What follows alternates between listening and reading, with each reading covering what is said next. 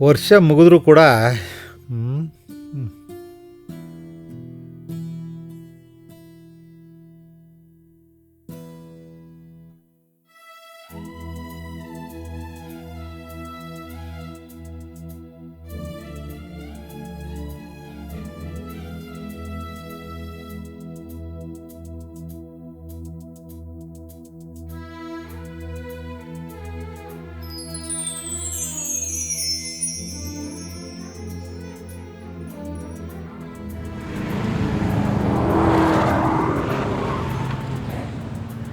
ರಾಜು ರಾಜು ಹಾಂ, ಒಂದು ನಿಮಿಷ ಇಲ್ಲಿ ಬಾಪ.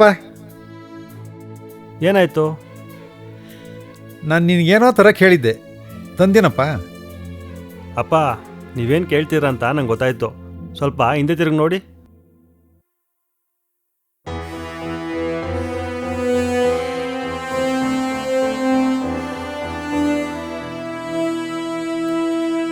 ಓಹೋ ಯಜಮಾನ್ರು ಮನೆಗೆ ಬಂದ ಹಾಗಾಯ್ತು. ಸಂತೋಷ ಸಂತೋಷನಪ್ಪ.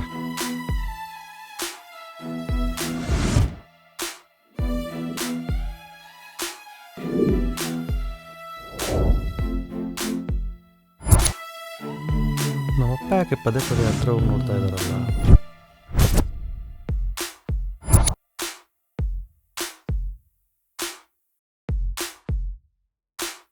ರಾಜು ರಾಜು ಬಾಪ ಇಲ್ಲಿ. ಏನಾಯ್ತಪ್ಪ? ಅಲ್ಲಪ್ಪ, ಯಜಮಾನ್ರ ಕ್ಯಾಲೆಂಡ್ರನ್ನ ಅಷ್ಟು ಮೇಲೆ ಹಾಕ್ಬಿಟ್ಟಿದೆಯಲ್ಲ. ನಾನು ಪ್ರತಿ ಸಾರಿ ಹತ್ರ ಹೋಗಿ ನೋಡ್ಬೇಕಲ್ಲ.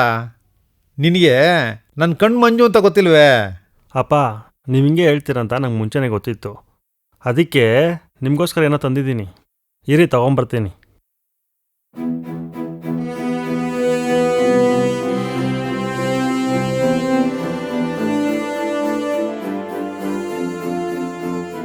ಅಪ್ಪ,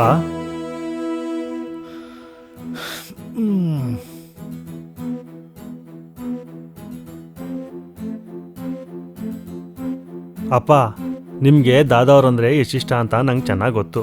ನಿಮಗೆ ಯಜಮಾನ್ರ ಸ್ಫೂರ್ತಿ, ನನಗೆ ನೀವಿಬ್ರು ಸ್ಫೂರ್ತಿನೇ ಅಪ್ಪ. ಪ್ರತಿದಿನ ದಾದಾವ್ರನ್ನ ನೋಡ್ಕೊಂಡು ಹೋದಾಗೆಲ್ಲ ಏನೋ ಒಂಥರ ಪಾಸಿಟಿವ್ ವೈಬ್ರೇಷನ್ ಅಪ್ಪ. ಕೋಟಿಗೊಬ್ಬ ಕ್ಯಾಲೆಂಡ್ರ್ ಜೊತೆ ಯಜಮಾನ ಕ್ಯಾಲೆಂಡ್ರ್ ಬಂತಲ್ಲ ಅನ್ನೋ ಖುಷಿ ಒಂದು ಕಡೆ, ಆದರೆ ನನ್ನ ಕಷ್ಟನೆಲ್ಲ ನನ್ನ ಮಗ ಅರ್ಥ ಮಾಡ್ಕೊಳ್ಳಲ್ಲ ಅನ್ನೋ ಖುಷಿ ಇನ್ನೊಂದು ಕಡೆ ರಾಜು. ಈ ಬಾಂಧವ್ಯ ಎಲ್ಲ ಮನೆಯಲ್ಲೂ ಇರಬೇಕು, ಅದು ನನ್ನ ಆಸೆ ಅಷ್ಟೇ ಅಲ್ಲ, ನಮ್ಮ ಯಜಮಾನ್ರ ಆಸೆ ಕೂಡ ಅದೇ ಆಗಿತ್ತು ರಾಜು. ನಾವು ನಮ್ಮ ತಂದೆ ತಾಯಿಯನ್ನು ಪ್ರೀತಿಸ್ತೀವಿ ಅಂತ ತೋರ್ಸೋಕ್ಕೆ ಆ ರಾಮನಂತೆ ಕಾಡಿಗೆ ಹೋಗಬೇಕಾಗಿಲ್ಲ. ಅವ್ರ ಬಗ್ಗೆ ಕನಿಷ್ಠ ಕಾಳಜಿಯನ್ನು ಇಟ್ಕೊಂಡ್ರೂ